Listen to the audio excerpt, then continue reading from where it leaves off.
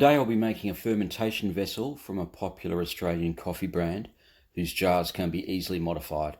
It has a plastic inner seal with a removable glass lid, which makes it perfect for my uses. First thing I need is one of those commonly available EVA floor tiles, usually used as a gym mat.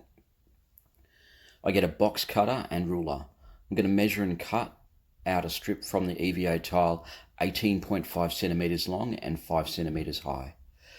Next, I'm going to get the plastic inner seal and cut a slit approximately 2.5 centimeters long into it. Obviously, I take care with cutting into the EVA and plastic. Next, I'm going to assemble the system by curling the EVA strip around and inserting it into the lid.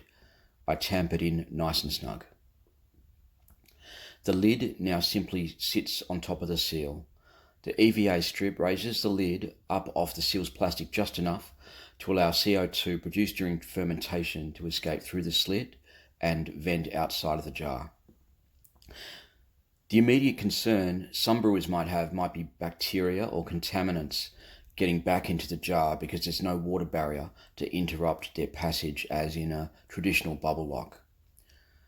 I've made about 24 separate fermentations with this system and I've never had a spoiled brew. Remember, there will also be a blanket of CO2 over the ferment itself, which also protects it against contamination. The advantages of this system is that the jars don't have those bubbler type locks projecting up, which makes them much easier to store. The thickness of the glass jar ensures much better insulation than plastic vessels as well.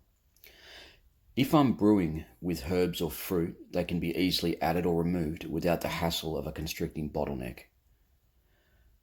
The biggest con is that unlike a bubbler lock, I don't have the visual report of air progressing through the system to indicate the progress of the ferment.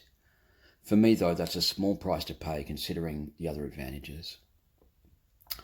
Okay, here's several jars stacked side by side with a little bit of insulating foam to separate and protect the jars from smashing into each other. I can get 4 in a compact space, each holding about 1.2 litres. So 4 of these guys will hold 4.8 litres in total. That's almost an exact US gallon.